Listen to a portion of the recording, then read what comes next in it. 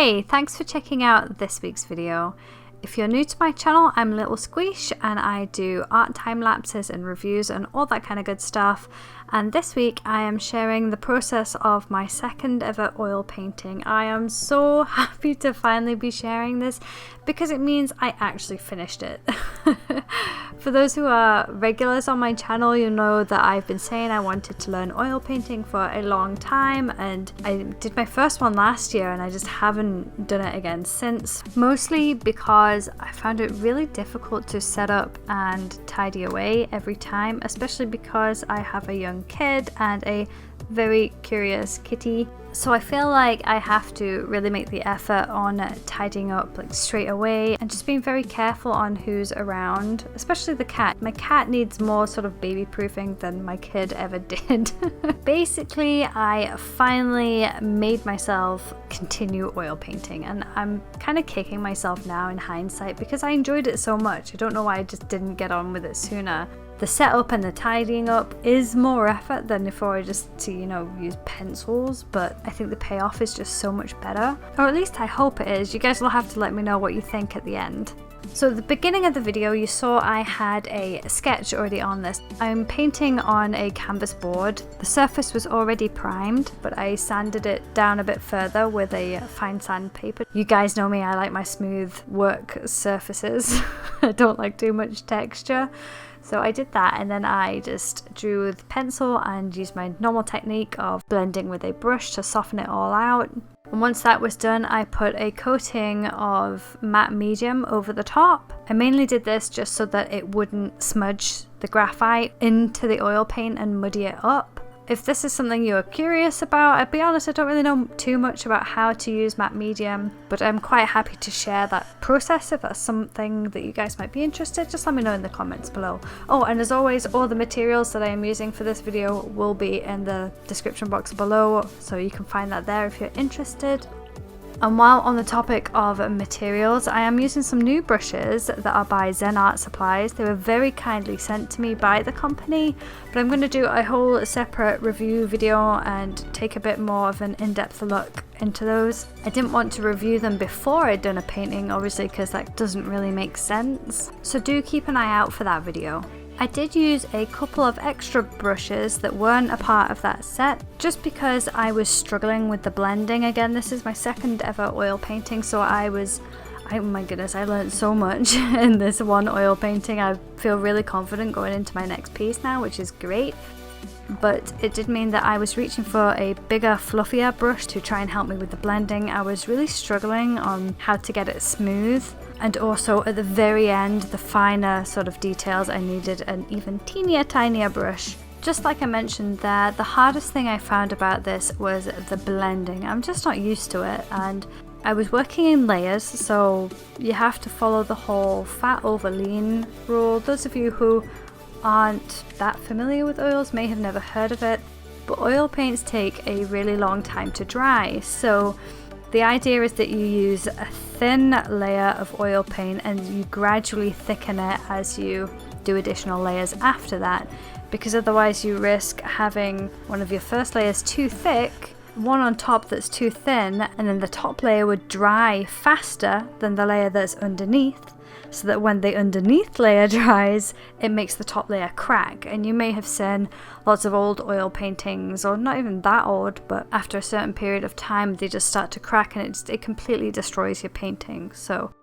it makes me nervous, I'll be honest, because if you mess that up, then it doesn't matter how beautiful your painting is, how proud you are of it, how much effort you put into it, it's just destroyed. So that is always in the back of my mind, and it's quite daunting.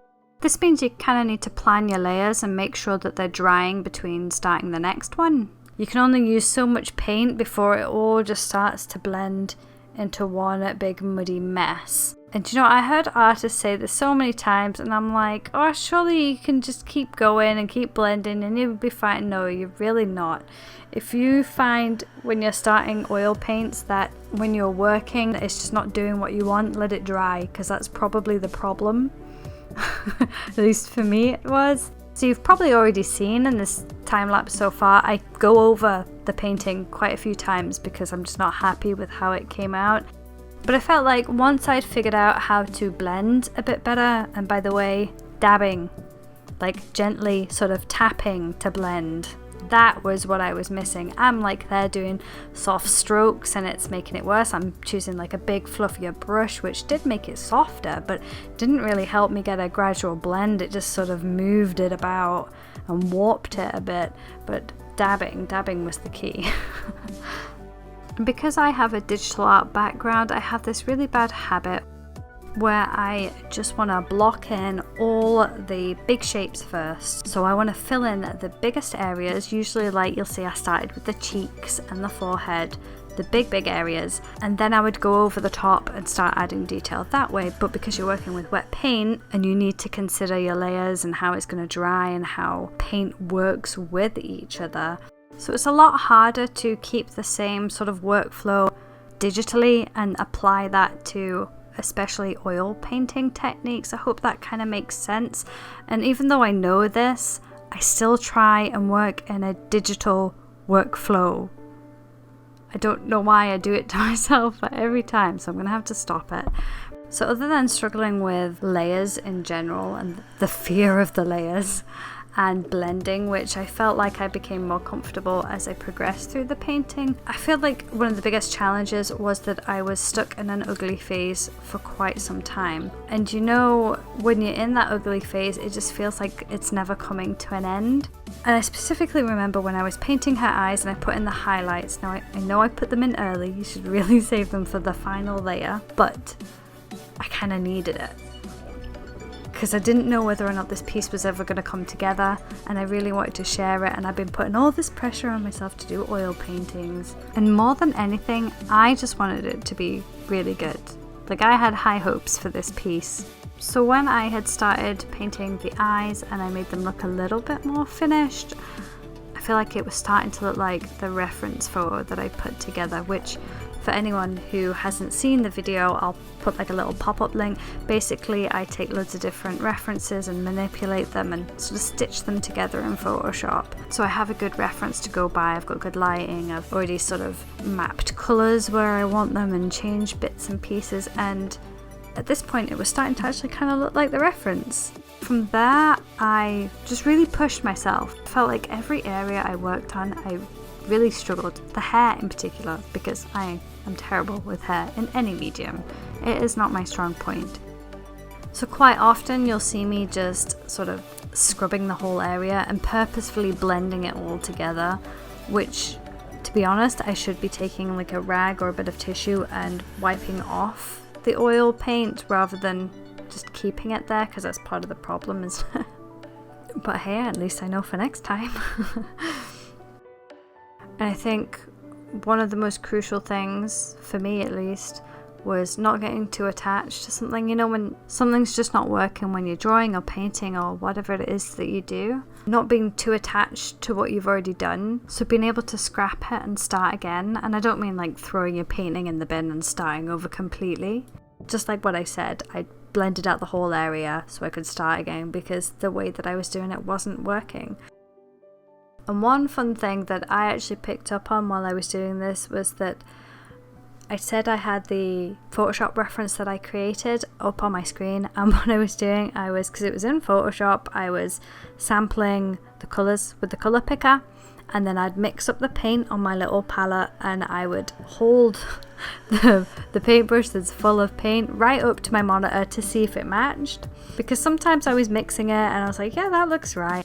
Usually be okay on the colour, but my values were always off, so putting them right up next to my monitor after colour picking really helped.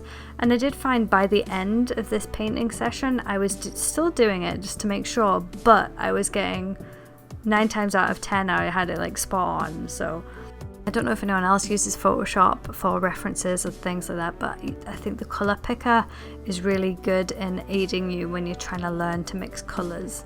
Because if it's not right, you can see where you've gone wrong and then what you need to do to adjust it. So yeah, definitely recommend trying that if you don't already do that sort of thing.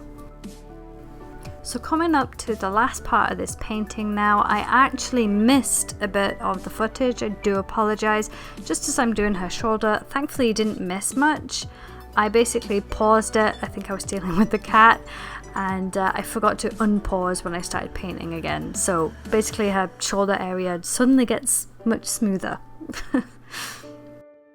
I did actually really struggle with this as well, because there was this particular highlight on the top of her shoulder and I didn't feel like I could get the shape right, so it was really awkward to blend, and also the light was working against me. I had like a soft box to my left side because I'm right-handed, and all I could see was the glare of the wet paint, so I had to keep sort of looking around the other side. I've got my camera recording right next to me and I'd have to sort of go behind that, but it meant I was blocking the light behind me as well, which is why the light fluctuates in this end clip.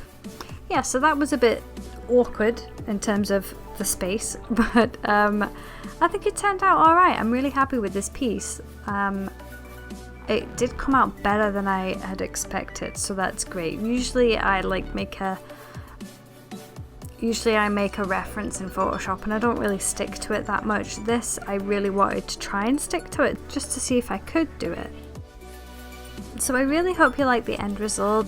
If you follow me on Instagram, you've probably seen quite a lot of her already. I have had some people asking about prints. There will be some available in the near future, and also the original piece will be up for sale, but I'll announce all that stuff on Instagram anyway. I have some things changing in my personal life that might mean I can commit more time to doing art and videos and all that kind of good stuff. Possibly.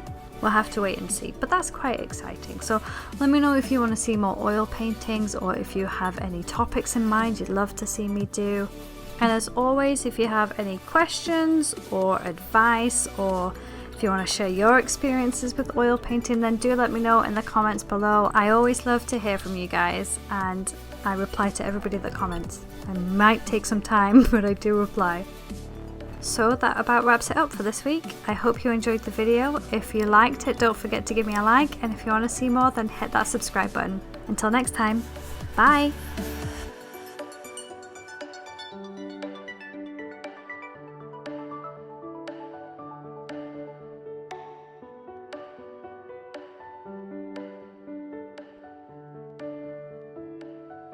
Okay, so Gigi was so desperate to be in this video, but I had to keep him at a distance with it being oil paints and all that kind of stuff.